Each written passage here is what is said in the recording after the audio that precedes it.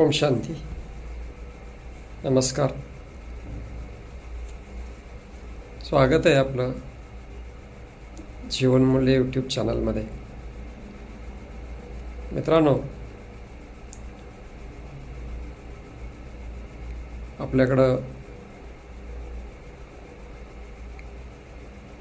श्रीकृष्ण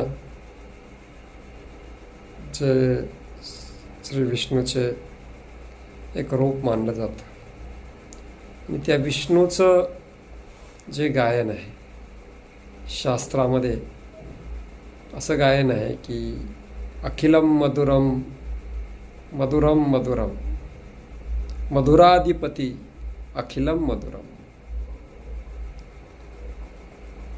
वाणी मधुरम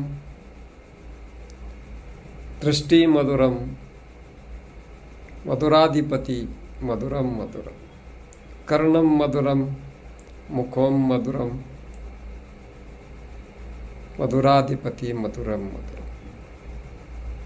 म्हणजे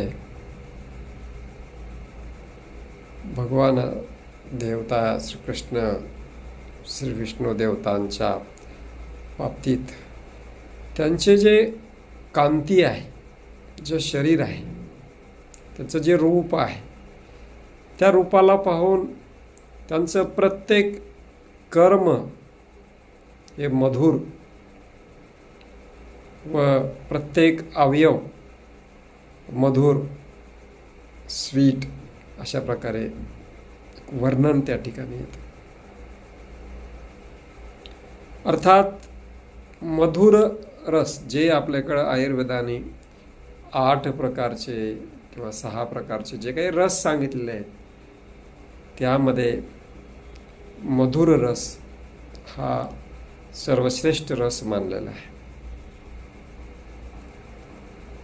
आणि या मधुरतेमुळंच हा मधुरता नावाचा शब्द प्रत्येक ठिकाणी वापरला जातो. संबंधातली मधुरता, जीवनातली गोडी अशा प्रकारचे शब्दप्रयोग केले जातात. त्याचाच अर्थ की मधुरता म्हणजे माणसाचा जो मूळ गुण आहे तो मधुर आहे, स्वीट आहे. जी चव आहे ती माणसाला सगळ्यात जास्त गोड चव ही जास्त आवडते. आणि ही जी मधुरता आहे, ज्यावेळेस माणसाच्या जीवनातली किंवा कोणत्याही गोष्टी